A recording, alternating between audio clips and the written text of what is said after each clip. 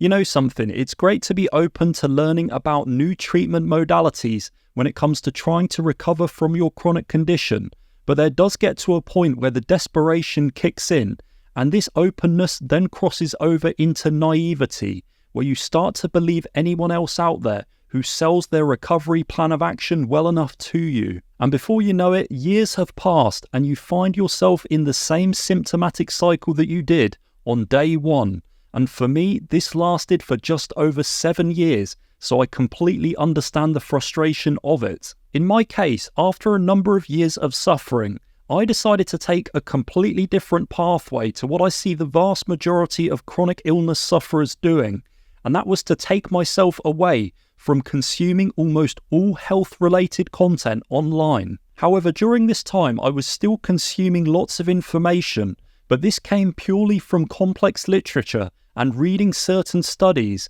and this was all with the goal of understanding how the human body functioned instead of looking for advice on how to recover. I figured that if I could obtain the very basic fundamentals of this exact topic, then it could offer me the answers to one of the most key questions that was on my mind all along, and that is that what is it that's separating the body of a fit and healthy person from somebody who's suffering with a chronic ailment? I eventually came to the realization that the way the human body works is that it continuously takes on board sensory information from numerous different pathways. It feeds this information to the brain. The brain then processes that information and then produces something called a motor output, which is an electrical signal that it sends down to an organ to initiate a particular action. And then after reading lots of this stuff, I suddenly had this revelation, and I thought to myself, what if somewhere down the line we experienced some sort of trauma,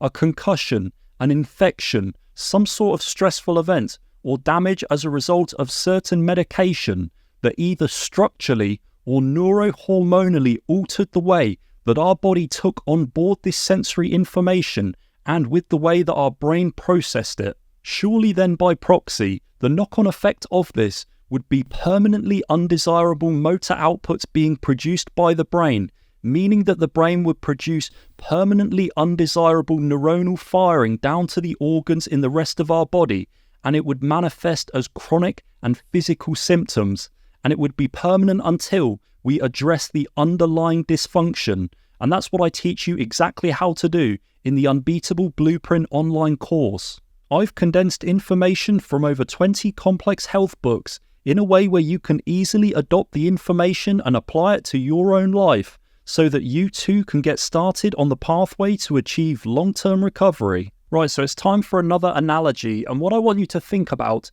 is a complex traffic light system. So imagine an extremely busy road junction in the heart of a crowded city. The ability of drivers to get from point A to point B safely and efficiently is entirely contingent on the function of that traffic light system. If the original pre-programmed model of when the lights change colour were to become disrupted, what that would create would be timing issues. So you'd have certain cars that would wait longer than they'd have to, and others that would go when they're not supposed to. And in the end, it would end up creating total chaos. And what's perhaps most alarming is the fact that it only takes one tiny trigger to actually start this whole series of negative events unfolding, and also the speed at which this occurs. And this is really where I want to link it back to the human body. If the innate and inbuilt neuronal circuits that are responsible for decoding sensory stimuli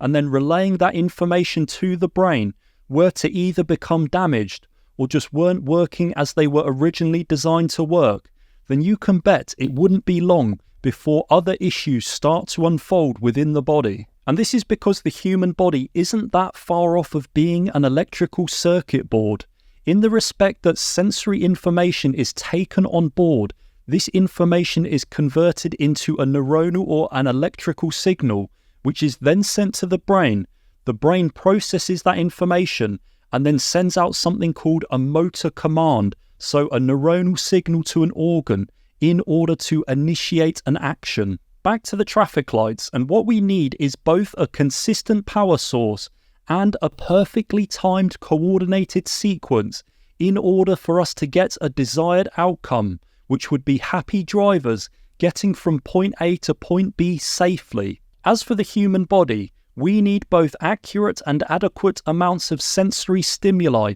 in order to fuel our brain, and we need a brain that knows how to process this information correctly so that it then knows how to run the rest of our body effectively. And if we get this, then we'll end up with the desirable outcome, which is a body operating as it should be operating, which should be one with an absence of symptoms. Of course, it goes without saying though, if you're watching this now, there's a high likelihood that you don't have an absence of symptoms, which probably means there's some sort of issue in the way that your brain is taking on board and processing sensory information. So how I managed to massively improve this situation in my own case was by having the function of my brain and sensory nervous system thoroughly assessed, and then gradually working on fine-tuning any of the dysfunctions that were uncovered with very targeted neurological exercises, and this was all with the help of a trained chiropractic neurologist.